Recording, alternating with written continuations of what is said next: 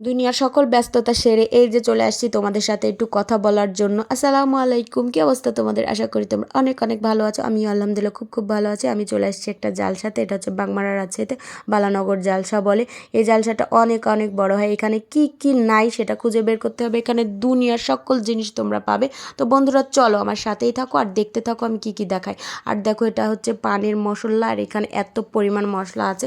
আর এই ভাইয়াটা সকল রকমের মশলার নাম জানে।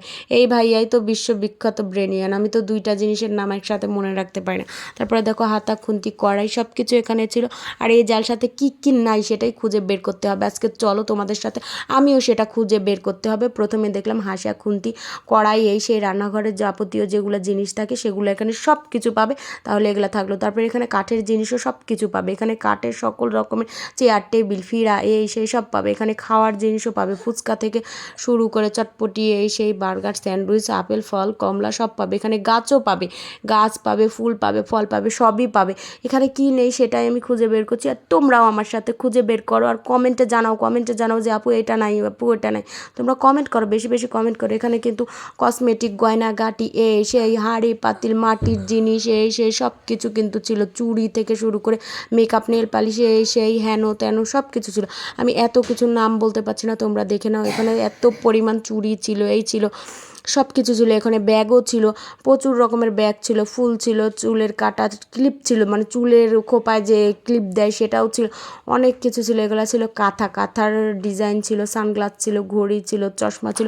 কি কি নাই বন্ধুরা তোমরা একটু কমেন্টে বেশি বেশি করে জানাও তো। আর আমার গলার অবস্থা খুব খুব খারাপ, এখন আলহামদুলিল্লাহ অনেকটাই আরাম পাইছি আজকে থেকে। তো আমরা একটা হচ্ছে কয়েল রাখার স্ট্যান্ড নিয়ে নিলাম, কয়েল রাখার মাটি, এটাতে কয়েল রাখলে অনেক ভালো থাকে। এখানে কিন্তু আচারও ছিল, খাওয়ার সকল রকমের আইটেম ছিল। এখানে ভাত শুধু ছিল না মনে হয়, ভাত ছিল না, এটাই ছিল না। তারপরে রুটি ছিল, বট ছিল, মাংস ছিল, সব কিছু ছিল, চিকেন ছিল, তারপরে চিংড়ি মাছ ছিল। এখানে ছোটো বাচ্চার খেলনা ছিল। কি কি নাই এখানে আমি একটা খুঁজে বের করতে পারছি। তোমরা কয়টা খুঁজে বের করতে পারছো কমেন্টে বলো তো, আমি রিপ্লাই দিব।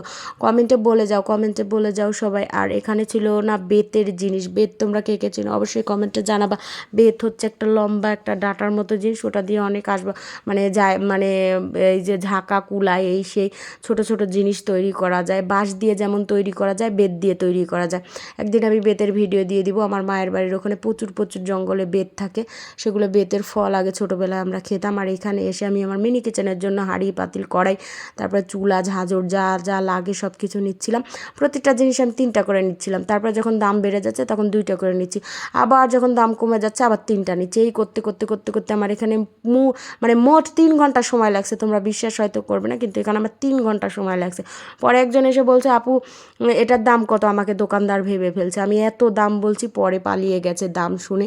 তো এত দাম ছিল না, আমি দাম যেহেতু জানি না এজন্য বলে দিয়েছিলাম। তো আমার এখানে অনেক সময় লাগছে। এই দেখো একটা নিচ্ছি একটা রাখছি, একটা নিচ্ছি একটা রাখছি, আমার মন ভরছিল না, মনে হচ্ছিলো সব কিছুই নিয়ে চলে যায়।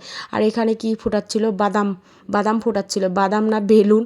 তারপরে এখানে ছিল ননস্টিকের কড়াই পাতিল হাঁড়ি, তারপরে প্লাস্টিকের র্যাক ঝাঁকা ঝুড়ি গামলা যা থাকে সব কিছু ছিল। ডিনার সেট ছিল, পাঁপড় ভাজা আলু ভাজা বেগুন ভাজি, তারপরে ছিল ব্রেড রুটি এই সেই সব কিছু ছিল। দেখো চিংড়ি মাছের বড়া, স্যান্ডউইচ, বার্গার, ফুচকা, তারপরে কি ছিল দেখো, এগুলো ছিল আসবাবপত্র মানে কাঠের জিনিস।